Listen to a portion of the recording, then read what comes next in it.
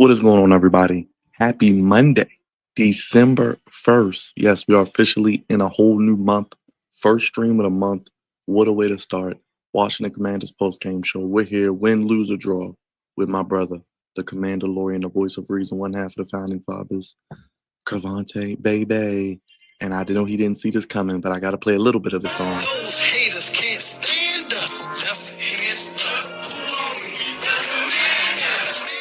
Commander. Well, now that's goofy. Stupid. Just stupid. Jam. Oh, jam. How you feeling, my guy? Immediate reaction, thoughts? You know what? This is a very mixed bag. I'm excited to see that the defense is not as bad as it was earlier this year since Dan Quinn has taken over. The team looks more competitive and slowly getting healthier. So those are good signs. Now, again, I told you earlier, I'm not trying to win any more games. I'm all about the best draft pick, getting the best prospect that we could possibly add to this team. Youth, adding more youth to this team. And that's by way of the draft, because free agency, all they do is bring old folks on 1-year deals.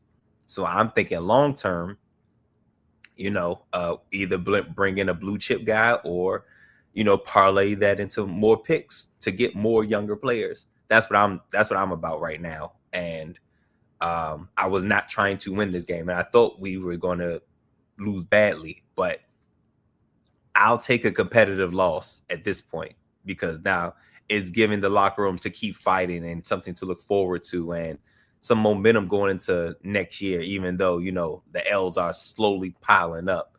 But they're playing way better football, and it's watchable now. Let me say that, because against the Chiefs, the Seahawks, and the Lions, it wasn't watchable. This is watchable and worthy of a primetime spot. I was about to say, we were a little worried coming in. I know you wanted some of these games flexed out. Absolutely. 27-26 in overtime. Washington pretty much kept fighting. They were trailing most of the game, never gave up. Crevonte get it to overtime. And Nick Benito with the batted away pass at the end. Guy was wide open, though. So, hold on, Justin, a little bit.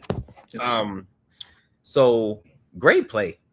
Great play by arguably probably one of their better defenders. Well, I think Patrick Surtain II is probably their best defensive player, but he's damn sure up there. And part of the reason why they get so much, they get such a high pressure rate, and they have so many sacks. But my guy was open. That's all you ask for is a shot. But the great defenders make great defensive plays, because I know we all remember Aaron Donald in that Super Bowl. Jalen Ramsey, Aaron Donald saved Jalen Ramsey's ring. Saved before the twilight of his career, is from what we see it now. He saved it maybe another year or two, because man, Jamar Chase route him up. I think he ended up with a double move and he was wide open. But thanks to Aaron Donald doing what he could do on the line of scrimmage, getting a hand on, Joe Burrow, and it never happens. Now it's like, oh, nobody ever sees it. And because nobody sees it, it didn't happen. So, it is what it is. But that's a great defense over there. I'm glad our offense was moving the ball pretty well and scored a nice amount of points on this team. So they have some momentum going into, game after game to keep fighting. But, like I said, I'm not looking to win any more games. I just want y'all to look competitive. Just put a competitive product on the field. How about this? Treylon Burks with the OBJ-like catch. This game had a little bit of everything. It started in November, ended in December. I mean, craziness all the way around. I mean, Mariota with almost 300 yards passing. Ertz almost over 100 yards. McLaurin with over 90 in his first game back. Debo with the touchdown in overtime. They called one back on McLaurin because of Josh Conley holding.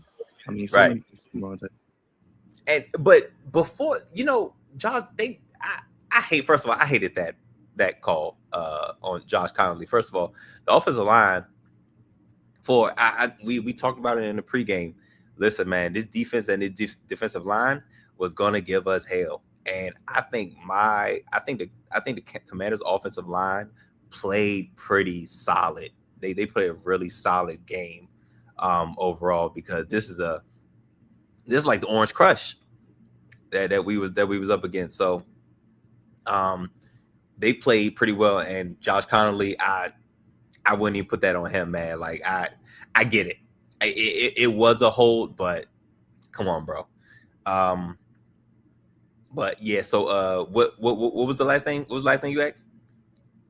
I guess we can start there with the defense. I know you've been questioning the defense. Dan Quinn calling the defense now. I know you sent me some possible names. How do you feel about the defense today? Giving up 27 points, but you got to pick off of Bo Nix. RJ Harvey had 2 touchdowns, but what you think about the defense today? They played. It seemed like they're playing more like inspired, and they're playing to. It looks like they're making a concerted effort to like actually try to get turnovers, because it seemed like the first 8-9 weeks or whatever of the season, it seems like we were allergic to them, and now Bobby Wagner, the lights of Bobby Wagner getting interceptions, and Jonathan Jones almost had it seemed like if he was a little bit younger, I feel like it probably could have been a pick six, because he read Bo Nix's eyes and hit the receiver as soon as the ball arrived. But they look better. They absolutely look better. In pretty much all facets of the game, they did not look overmatched. But I think that also helps because the offense was not having 3 and outs, and the defense not being on the field as long. And of course, I think it's a testament to Dan Quinn as well. Maybe it is his play calling. Maybe Joe Witt Jr. was the problem. So I like what I'm saying. I see an improvement over the past. This is our second week with the Dolphins, the first week in this one, and they look better. Only gave up 87 yards rushing and had a sack, did Frankie Louvu. So that was good on the defenses in there. And I believe the highest receiver was Evan Ingram with 79 yards. Cortland Sutton only 62. So the corner's holding up as well on the back end. Yeah, that's what I'm saying. They're playing inspired right now. And Dan Quinn, he knows a thing or two about defense. So that's his calling card. So I don't know what we're going to do next season as a defensive coordinator, but I'm almost certain Joe Witt Jr. will not be in that position next year. All right, how'd you feel about the offense? Marcus Mariota, 20 of 50, 294, 2 touchdowns, a pick, runs for 55 yards. 143 as a team rushing. Ertz over 100, McLaurin over 90, and Debo over 60. This is kind of probably what you envisioned early in the year with everybody healthy. Listen, man, first of all, let me say this. I love Marcus Mariota. My gosh, he is a great vet. Yeah, man. He was one of the guys where, last offseason where I was saying, well, last year, basically saying like, hey, man, we got to sign him, because if anything happens to JD5, we need to still be able to run the same offense. I think it's crazy for teams to have QB2 who's the opposite of their QB1. They need to have similar skill sets to run a similar offense. So, and I think he knows this offense just as well. It maybe even better than JD5. It's just that he's a little bit older, former Heisman Trophy winner, so he knows a thing or two about running a read option, pistol, and all that stuff. And he's still proven that he's a valuable backup in this situation. Now, he still has a couple boneheaded mistakes, here and there, like the unnecessary pick. He didn't have to do that. But he's a wily vet, and he does us very good in the absence of JD5. But the offense overall, man, it looks better. Again, improved. Absolutely improved. They look competent. They look more balanced, even though you said the stat earlier. I think Murray threw the ball damn near 50 times. But now, usually, you don't want that. I don't care how good your quarterback is. You typically don't want him throwing 50 times. But they look better. They look better. They look improved. Look competent. They can move the ball. They can score. These are all things that I was not seeing, a few weeks back, prior to the Dolphins game, prior to the bye week. I was not seeing it. They look overmatched, and they look like they were being dominated in all facets of the game. And this one, it never looked out of reach, even though in our pregame, I was like, yeah, I think we're going to get beat by at least 2 scores. The game was never out of reach. They even had to lead for a little bit. How about your new kicker, Crevonte? Jake Moody, Michigan national champion, 2 for 2 on extra points. Extra special teams was decent tonight too. Yeah, no, yeah. He's again with.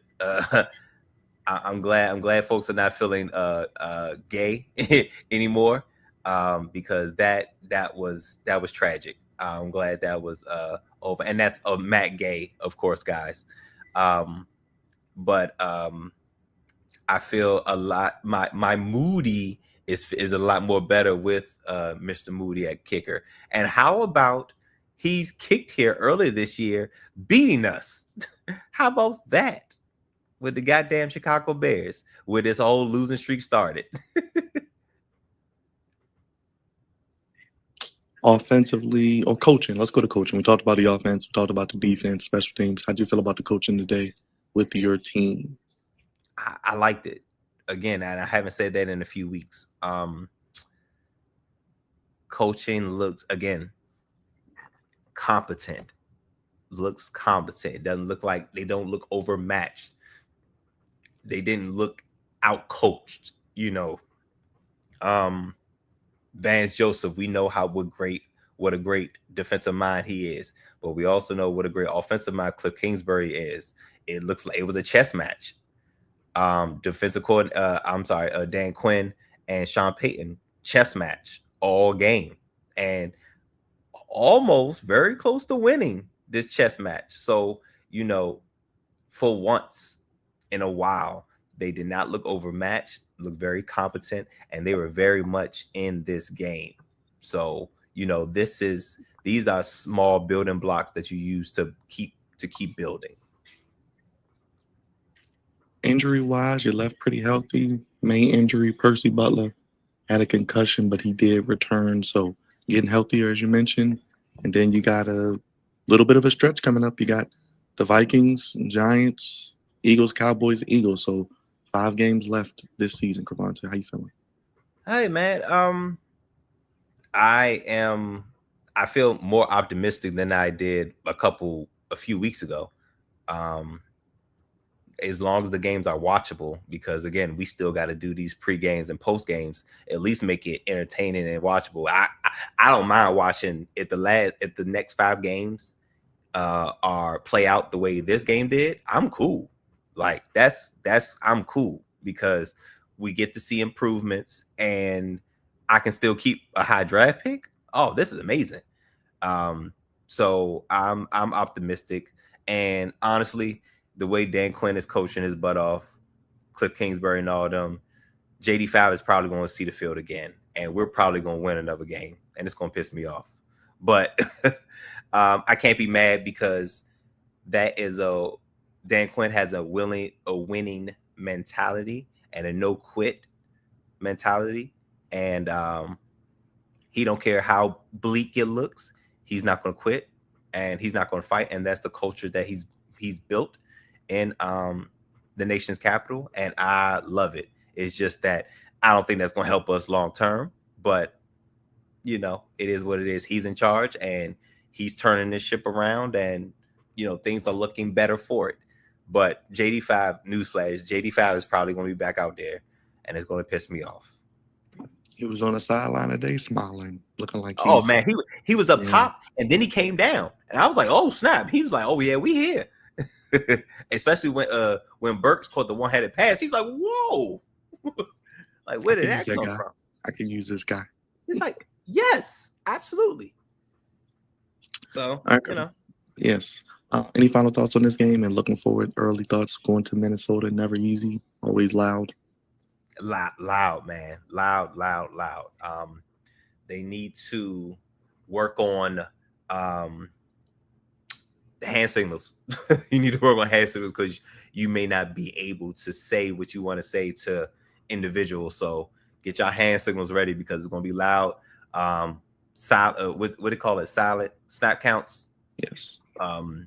Yeah, all that's going to have to be mixed in there because I can't. It's going to be tough to communicate, which also means it's going to be tough to audible.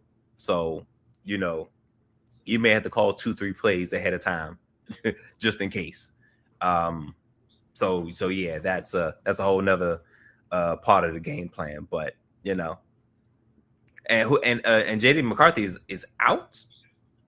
Yes. I believe he's out. He didn't start today, so he may be out again. Yeah. Hell, damn the Vikings. Oh boy, this may be another interesting game. I don't have any crazy thoughts, but it's gonna be tough. It's definitely gonna be tough going into Minnesota. Even though it's indoors, it's gonna be loud, man. Gonna be loud. We'll talk about it this week and keep you posted on all the injury news as it comes across.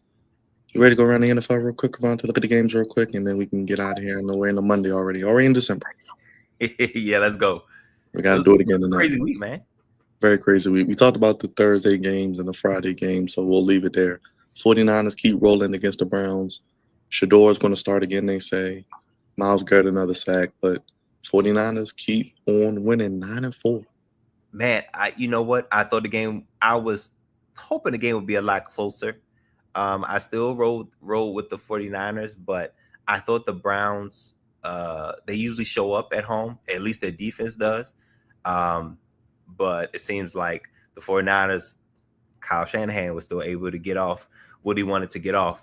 So that's just a testament to the 49ers because that's an injury-ridden team too. The fact that they're still pretty much in the mix for the division is kind of crazy. But Shador threw his first touchdown today, so kudos to him. But wasn't much else going. Jaguars tied for first with the Colts now. Don't look now, Mark. The Jaguars are walking you down. 8-4, beat the Titans 25-3. We can go ahead and get the Titans a number one pick again. Jaguars host the Colts next week, by the way, too, in Jacksonville.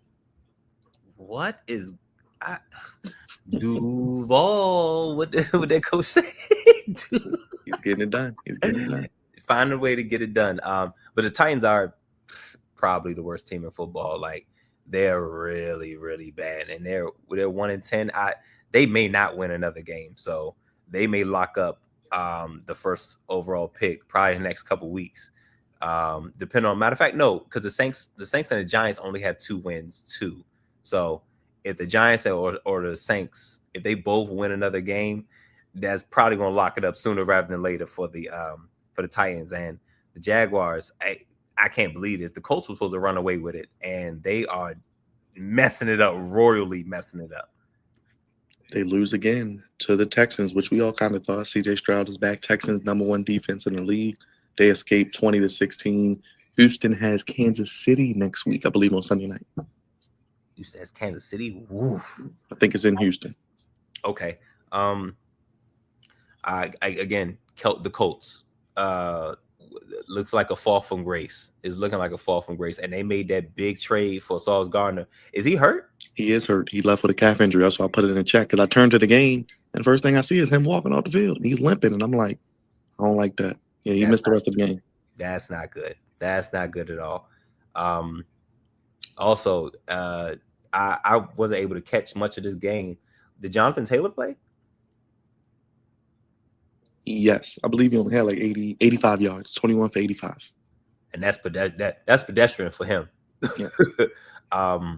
So yeah, but shout out to the Texans. Like you said, Texas #1 defense in the league right now. I think it's the Texans, Broncos, and the Patriots they're all somewhere hovering in that top 3 to 4 in the league. And CJ Stroud is back. First of all, I was shaky at first because the offense is still like I think they did QB sneak twice or tush push twice, and ain't get it or something. I was like, yeah, I ain't. And I was listening to that. I was listening to that game, and I was like, nah, bro, this ain't it. So I was concerned, but the Texans found a way to win, which is good. But they probably because of their defense more so than their offense.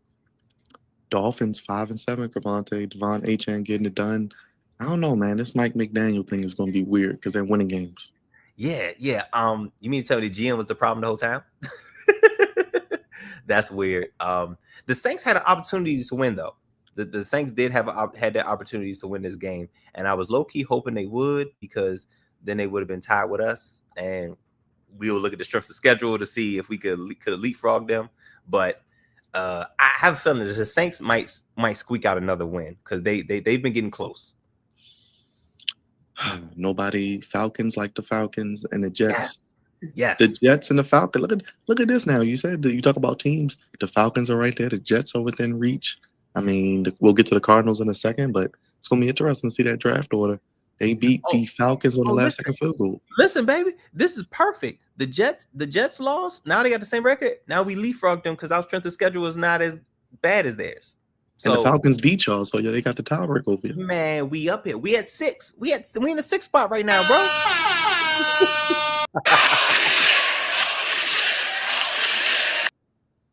We are in the 6th spot right now because the Jets strength of schedule. But yeah, I love it. So even though I think I'm almost certain, I don't think I picked the Jets, but I'm glad they won. Buccaneers edge out the Cardinals, and the Cardinals are pretty much done. They make clean house. We don't know, but they are now with the Commanders 3-9. Buccaneers holding tight in the NFC South, which got a lot more interesting, which we'll get to. Yo, the South has gotten very interesting. First of all, this was a must-win for the Bucs. they better have won this game, not just because it's a divisional game, but it's a certain team in Carolina that's right on their tail. Yes, and we'll get to them now. Panthers beat the Rams 31-28. Turnovers from Matthew Stafford, which he hadn't had none all year. Bryce Young doing his thing. They beat the Rams 31-28, 7-6 going into a bye. They play the Bucs twice still too, Crevonte.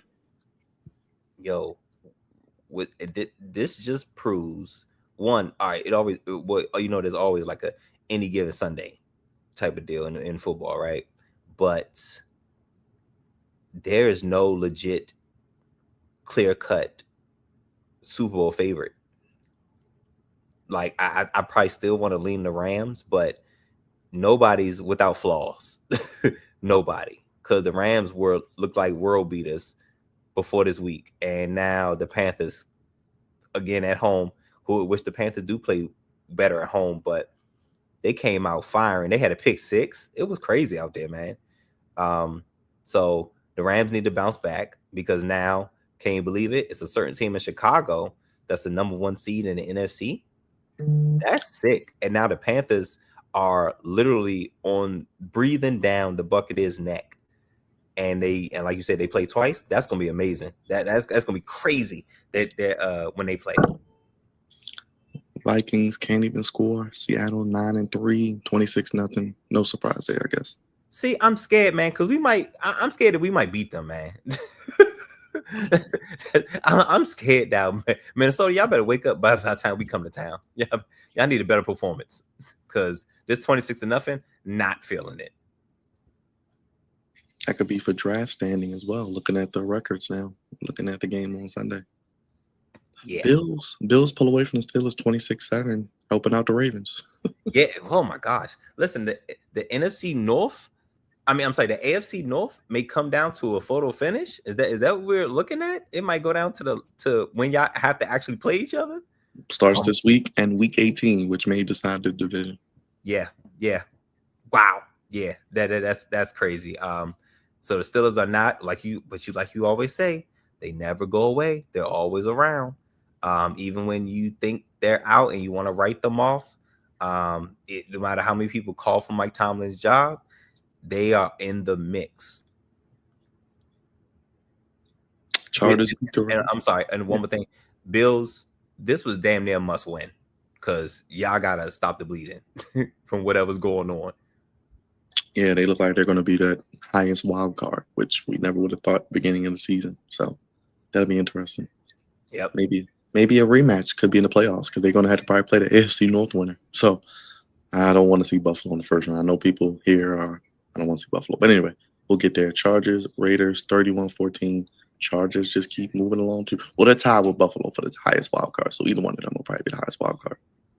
Woo, yeah, I think I saw the playoff picture. Is everybody in the wild card got 8 wins or something like that? Yeah, let me see if I can get updated. They just put it out. Let me see if I can look at it. But yeah, we'll get that. Okay, yeah. so looks like the Chargers have the wild card lead right now. Okay, so as of right now, Crevonte, it looks like it'll be okay. Shakes up a little bit because of the loss there. So we would have Chargers at 5, Colts at 6 because of their loss, and Buffalo at 7. So kind of fluid. Yeah. Wow. But so they all at 8-4. Yeah. Wow. Yeah, that's a interesting look. Ain't no red in there. Yeah, that's crazy. That would be interesting. We just talked about Broncos Commander. Oh, Chargers beat the Raiders. Yeah, we talked about the Chargers. Yeah. I was concerned about Justin Herbert. Concerned about his health. I know his I think he hurt his hand or something today, but he was able to come back. But the Raiders are bad. The Raiders are really, really bad. Geno Smith's career is probably over. I think the Raiders should be looking to draft a quarterback. They should very much be in a quarterback market, but Raiders are bad. Chargers found a way to beat a weak divisional opponent. Monday night, Patriots and Giants. We'll talk about that tomorrow. And then we kick it off with the Lions and Cowboys on Thursday. So another fun week ahead as we're in December. Wow, we're already in December, man. That's crazy. But yeah, keep on moving, man. So many wild storylines going on, man. Chicago is number 1 in the NFC. This is terrifying. Let the people know how to keep up with us, Crevonte, if they watch and like what they need to do as well. Oh, check out the Flex Zone podcast. We do pre-games and post-games for the Commanders and Ravens. Our pre-games for the Commanders, you catch us when you catch us. But if you hit the bell for notifications, you'll be notified for when that video drops. But of course, and of course, our post game will be immediately after the game. You'll get our instant live reactions after the games. And yeah, like, share, subscribe, comment. We love the engagement. And follow us, follow the page, follow the channel. You'll find something you like. I guarantee it.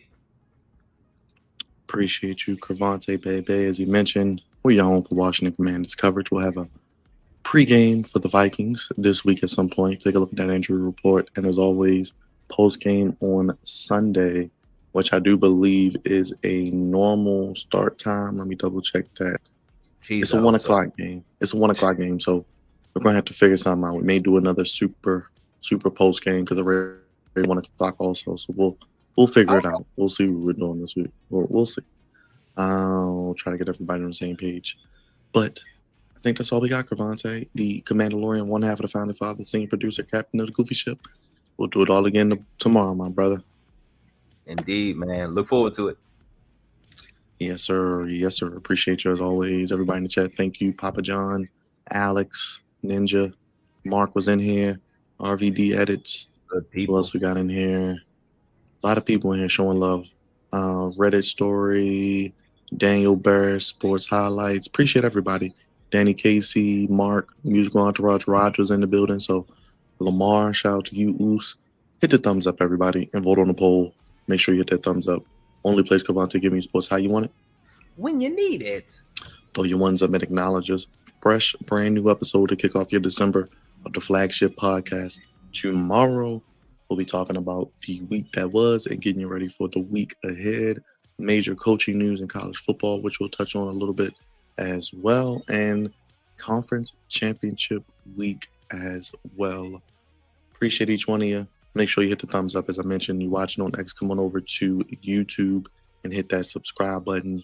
And you can super chat us. Hit the Cash App. as always as well. And we'll be here live tomorrow for Monday Night Raw. And as mentioned, the flagship podcast with another week of content on the way. For Crevonte, everybody in the chat, happy Monday. Hope you had a great Thanksgiving weekend. Back to the grind. Last month of 2025. Big things coming. Recapping the year that was and Goofies of the year also. For Crevonte and everybody in the chat, that is all we got. Thank you for staying up late. Epic game. Commanders lose 27-26, but one of the best games of the day, one of the best games of the year. Some fantastic catches today. So another week of NFL fun for Crevonte and everybody in the chat. We're out of here. Thank you for watching. Peace. We'll see you this week with more content and today on the podcast. Peace.